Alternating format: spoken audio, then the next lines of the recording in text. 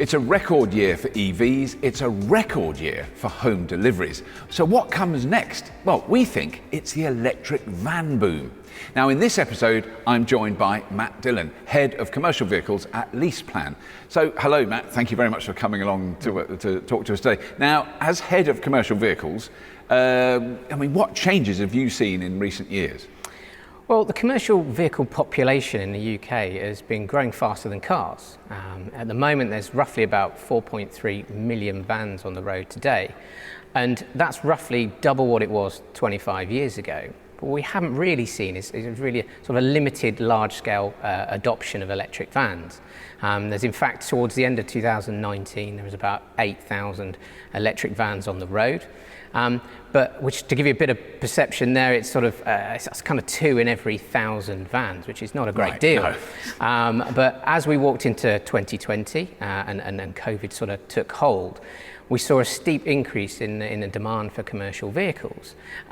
We actually really mainly due to the home deliveries during lockdown, but aligned to that, we also saw a significant increase in electric vans and electric van registrations.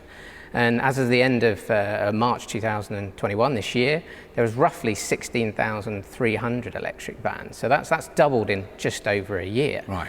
And it's also that just the simple thing of, I remember when I first saw electric delivery vehicles, so electric vans, and you'd out and say, so roughly how far can it go? And they were saying things like 30, 40, 50 miles. Yeah.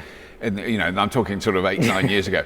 And then I've sort of forgotten that, and then I get in one more recently, and I go, "Oh God, it'll do 140 miles." Yeah. Oh my God, No, absolutely. Yeah, no, it's a really big change. So in 5 years ago, so LCVs. I always want to know what an LCV stands for. Is that light commercial vehicle? Light commercial vehicle. Yeah. So they were considered a bit unlikely. They were, all the hesitancy around them was very understandable. With private vehicles, people talking about range anxiety, all that. But if you're running a business and you need to get those deliveries to that place and you can't do it, that's a much bigger challenge. So, has the technology changed and developed in that area? Well, absolutely. We're seeing more affordable electric vans on the market coming through, those that have got longer ranges, faster charging times, and certainly we're seeing more choice. And that's effectively giving fleet operators much more viable options to electrify, and certainly within our towns and city operations where air quality is such a key concern, that is where we're probably seeing quite a significant amount of growth. So then really, I suppose the key thing is then charging, because in a sense, if you've got a distribution depot and you've got power there, you can put chargers in, sort of overnight charging. You can take advantages of a lot of that, but presumably then it's an aspect that I presume you can explain to businesses that there could be significant cost savings in that as well. Yeah, so absolutely, there are incentives available today, good financial incentives. So most recently, the Chancellor announced a 0% benefit in kind on zero-emission electric vehicles. So it's never been more affordable for a lot of businesses that offer private use of their vans.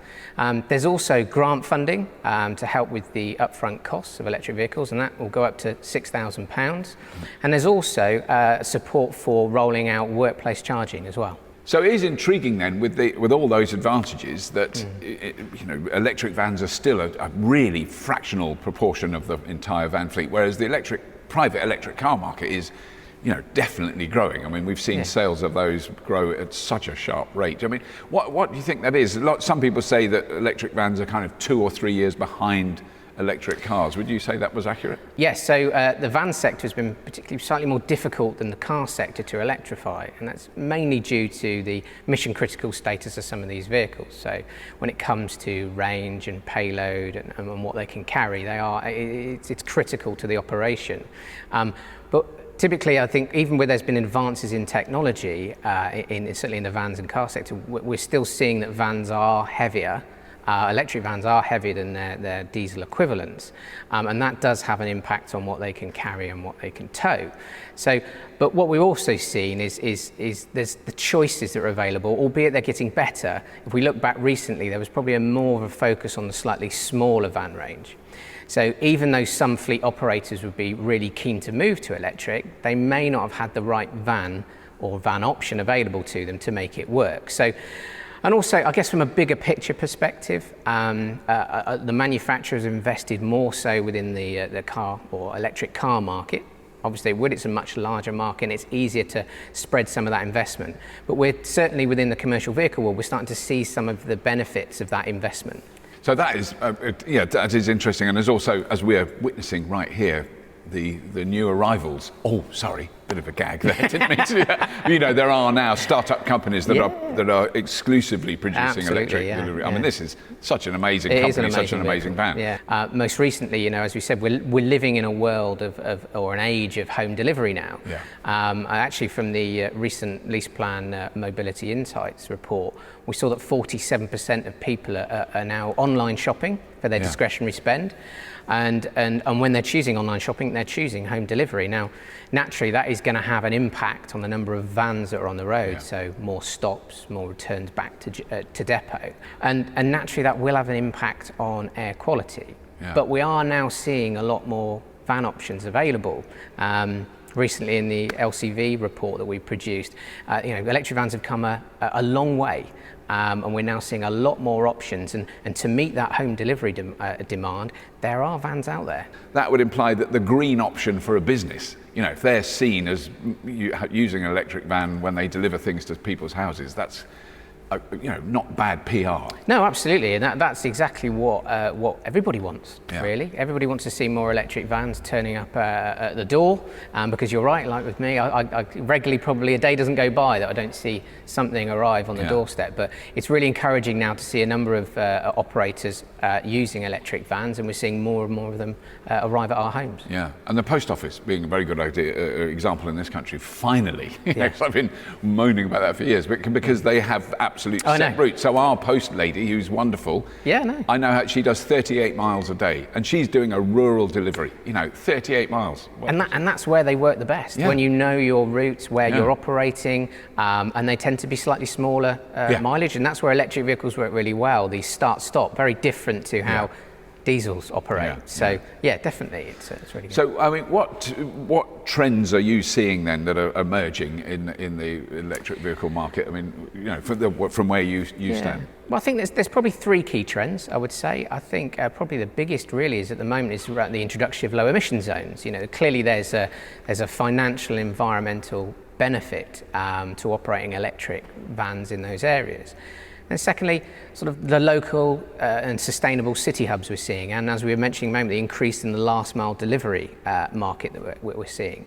But also it's really important is around the sort of advances we've seen in digital applications and telematics, which are really helping fleet operators optimize their delivery. So from what you've been saying, Matt, it sounds like there's still quite a long way to go in terms of really convincing the entirety of the British fleet managers to go electric. I mean, what do you see as what catalysts need to happen to make that tipping point occur? I would say certainly raising awareness. Raising awareness is really important. I think certainly around allowing fleet operators and drivers to understand what vans are out there, what electric vans are out there, and what they can do.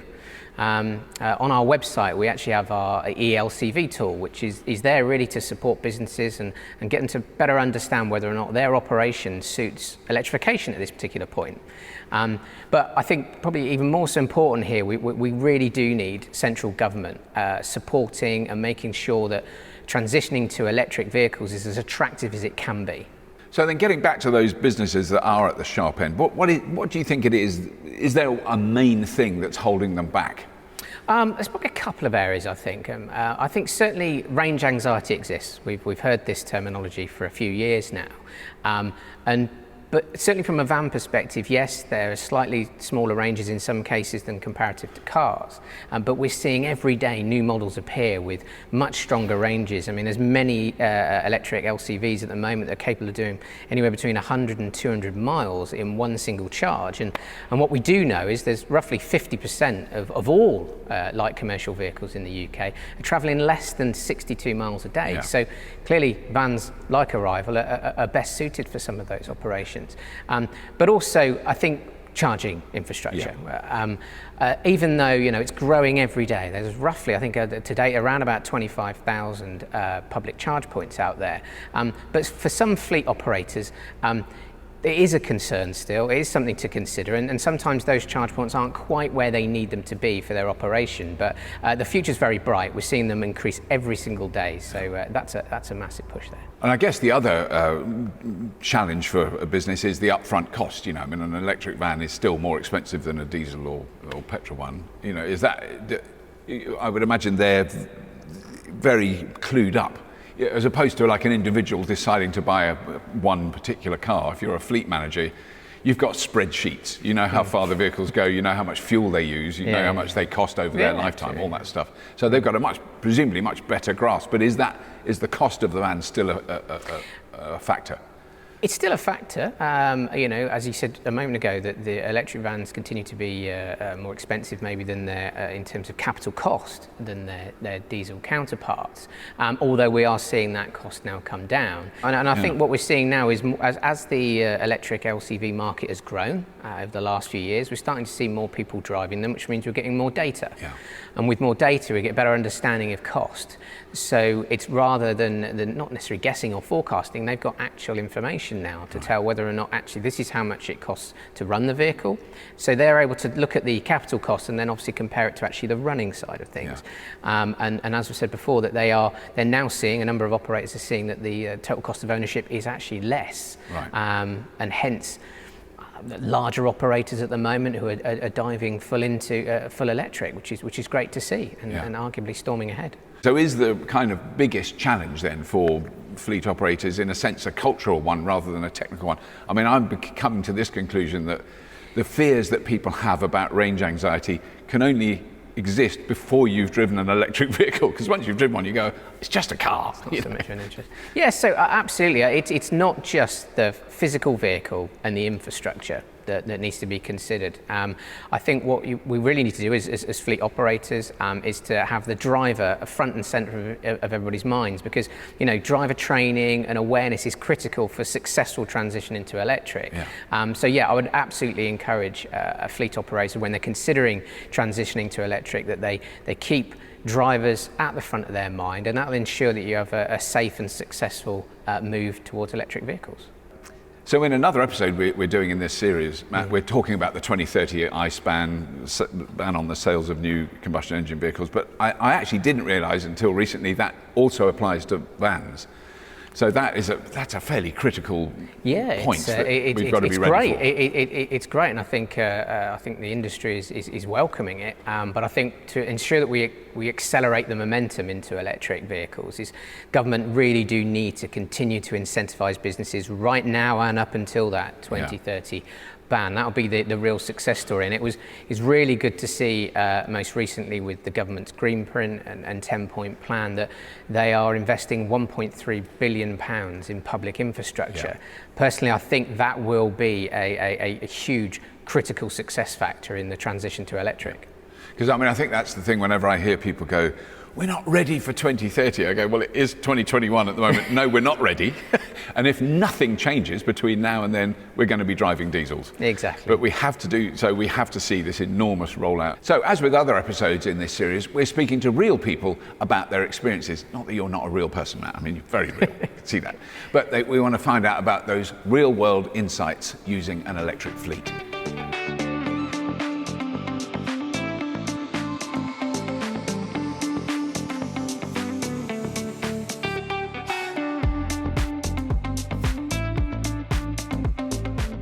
I manage a commercial fleet for a national park, and we have quite a diverse array of vehicles because of the diverse landscape we operate in. These range from pickup trucks to plug-in hybrid vehicles and fully electric vans and cars.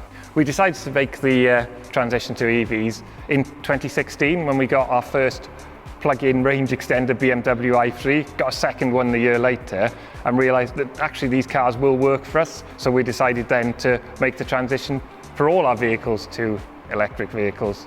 Main driving force is we're an environmental organisation, so we kind of protecting the environment, and we thought we need to go that step further by doing that with our vehicles. So the switch to zero emission vehicles was a bit of a no-brainer for us. We trialled a number of vehicles. There are some vehicles which still, there are no electric versions available, but for pool cars, light commercial vehicles, we just switched entirely to electric vehicles.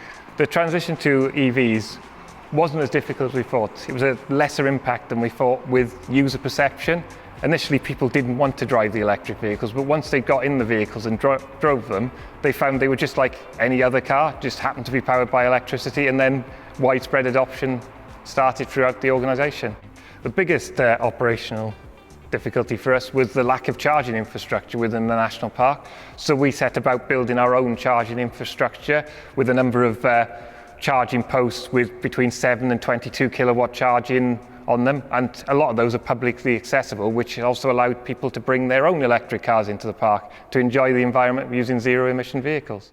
By going electric, we've noticed maintenance costs have gone down significantly, and also the fuel savings. We save on average about 50% in the running costs of our electric vehicles as opposed to a diesel or petrol equivalent. Even though it's quite remote, we still have quite a small distance between sites, so basically we can get end to end on the park without charging on any electric vehicle, even some of the very early ones. So it wasn't as big a challenge as we anticipated. The visitors to the national park have actually found great benefit of us switching to EVs because it has allowed us to deploy public charging infrastructure so they can come to the park with their electric vehicles. And just the message that the national park is going green is a great message to get out there to say, we're an environmental organisation and we're going to zero emission vehicles, and hopefully they can follow on from that and use electric vehicles themselves.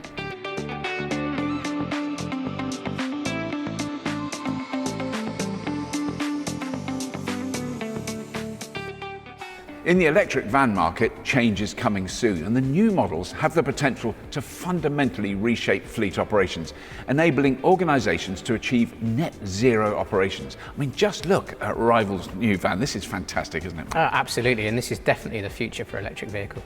Great stuff. Well, thanks so much, Matt, for spending time with us today. Really interesting. I've learnt a lot about vans and the future of fleet operations. I mean, it is, I think, a really exciting area that maybe most people who drive private cars don't really think about, but we are all dependent on having things delivered now. It's become the norm, Absolutely. Isn't it? So, well, thanks so much, Matt. It's been really interesting talking to you. I've learnt a lot about fleet vehicles, and I basically am just waiting for the day when we're not reliant on dirty, smoky diesels to have all our things delivered at home. I think it's going to be fantastic. Do join us again for more episodes in this series, and as always, if you have been, thank you for watching.